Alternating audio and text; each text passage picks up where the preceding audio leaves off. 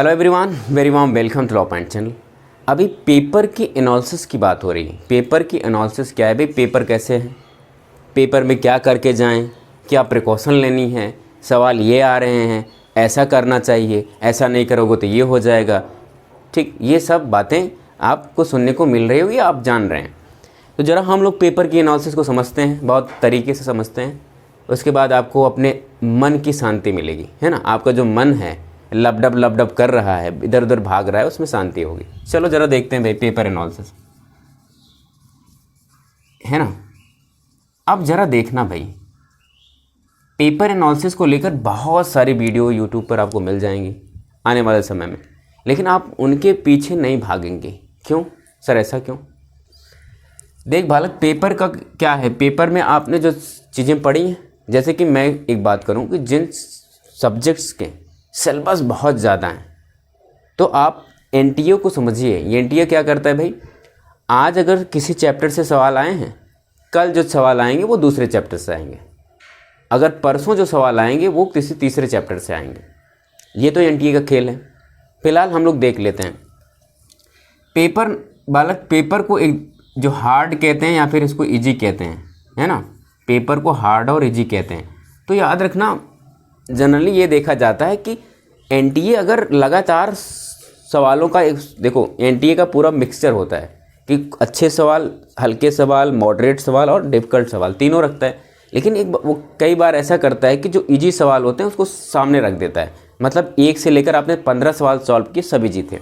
उसके बाद उसने मॉडरेट रखे, उसके बाद उसने हार्ड रखा। जिसको इस फॉर्म में, इस सेट फॉर्म में जिस बच्चे को मिलता है, उसको लगता है कि पेपर बहुत अच्छा आया था, बड़ा इजी आया था या मॉडरेट आया था।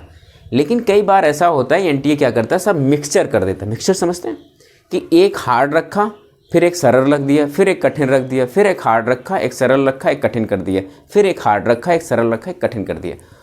इसमें बच्चे को हो जाती परेशानी कि भाई पेपर बड़ा टफ आ गया यार। यही क्योंकि आप एक हार्ड सवाल पढ़ रहे हैं, आपका मोटिवेशन लो हो गया। फिर आप अगले समय एक छोटा सवाल पढ़ रहे हैं, फिर आपका मोटिवेशन थोड़ा बढ़ा। फिर आप मॉडरेट पढ़ रहे हैं, उसमें आपका थोड़ा मोटिवेशन डाउन हुआ। फिर आप हार्ड पा गए, फिर मोटिवेशन डाउन हो गया। तो इस तरीके की सेटिंग की वजह से आपको लगता है कि पेपर बहुत हार्ड आ रहे हैं या फिर पेपर बहुत सरल आ रहे हैं। ठीक, तो फिलहाल तो ये बात आप समझ गए होंगे कि हमें क्या करना है। अगर हम लोग पूरा पेपर का एनालिसिस कर पा रहे हैं, तो ये याद रखिएगा, पेपर में वही जो बच्चा अच्छा परफॉर्म कर पाएगा जिन्होंने सही से सिलेबस कंप्लीट कर लिया। और मैंने आपको जो आज पेपर एनालिसिस हो रही है, मैंने आपको पहले भी बताया कि भाई पेपर एनालिसिस में कुछ नया निकल के नहीं आ रहा है। क्योंकि आप अगर आज नहीं पढ़े हैं तो आज एक दिन में या फिर आप 6, 8, 10 घंटे में बहुत कुछ नहीं पढ़ सकते, कवर कर सकते। इम्पॉसिबल। जो काम हम एक साल में नहीं कर पा रहे हैं वो हम 1 घंटे में कर पाएंगे, ये इम्पॉसिबल है। ठीक, तो पेपर एनालिसिस में आप एक बात हमेशा याद रखें कि आप हमेशा अपने सिलेबस पर ध्यान दें। जैसे कि मैंने आपको पहले ही बताया था कि भाई जैसे करंट का पोर्शन है, मैंने आपको पहले भी बताया था कि आप पढ़ें झौवा भर, मतलब पूरा फैक्ट करंट का इकट्ठा कर लें, आएगा पौवा भर। मैंने कहा कि मान लो अगर 4-5 सवाल भी आते हैं तब भी आपका क्या निकलेगा उससे, कि आप बहुत ज़्यादा पढ़ते हैं तब आपको 4-5 सवाल मिलेंगे। इससे बेहतर हो कि आप लास्ट में करंट के वीडियो देख के जाएँ, जो भी मैराथन के होते हैं, तो आप 4-5 घंटे में अच्छा करेंगे भाई। जो काम आप 1 साल से नहीं कर पाएंगे वो आप 6-7 घंटे के मैराथन में कर लेंगे। ठीक, मैंने जीके के संबंध में यही बात आपको समझाई थी कि जीके में भी अथाह फैक्ट हैं, आप चाहकर भी सब कुछ नहीं पढ़ सकते। क्यों? क्योंकि जीके में इतना ज़्यादा सेक्शन है, इतना ज़्यादा फैक्ट्स हैं। कर क्या सकते हैं सर, हम लिमिटेड फैक्ट पढ़ सकते हैं, जो हमको पढ़ाया गया है, जो हमको सिखाया गया उसको रिवाइज करेंगे। और हमारे पास वही एक टेक्निक होगी, कौन सा, एलिमिनेशन वाली।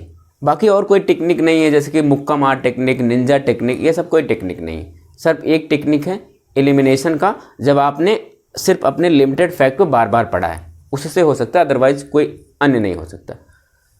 तो ये बात हो गई पेपर एनालिसिस की विषय में कि ये क्या है सिचुएशंस। तो आप इस चक्कर में बिल्कुल ना पढ़ें कि भाई पेपर ऐसा आ रहा है, पेपर वैसा आ रहा है, ऐसा होगा वैसा होगा, कुछ नहीं होगा।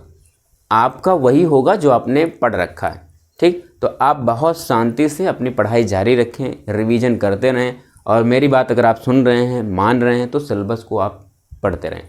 बाकी उससे अधिक आपको कुछ नहीं करना है। सवाल नहीं लगा रहे हैं तो कोई दिक्कत वाली बात नहीं, सिर्फ सिलेबस को रिवाइज करते रहे, रिवाइज करते रहिए। आपने खूब पढ़ा है और जब जब पेपर एनालिसिस का रिजल्ट यही आएगा कि जिन्होंने सिलेबस कंप्लीट किया था वो बेहतर कंडीशन में है, जिन्होंने सिलेबस नहीं कंप्लीट किया है वो बेहतर कंडीशन में नहीं है। तो आप कोशिश करें कि आप बेहतर कंडीशन में जाएं, इसका मतलब सिलेबस पढ़ के आएँ। ओके, उम्मीद होगा समझ गए होंगे बालक आप सब इस बातों को। तो आप बहुत शांति से रहें, बहुत पैनिक होने की ज़रूरत नहीं है, बहुत कूल रहें, काम रहें, अपने मनोदशा को अपने आप में काबू रखें। उम्मीद है कि आप समझ गए होंगे। फिर मिलेंगे एक नई वीडियो के साथ। ओके, तब तक के लिए धन्यवाद। Thank you.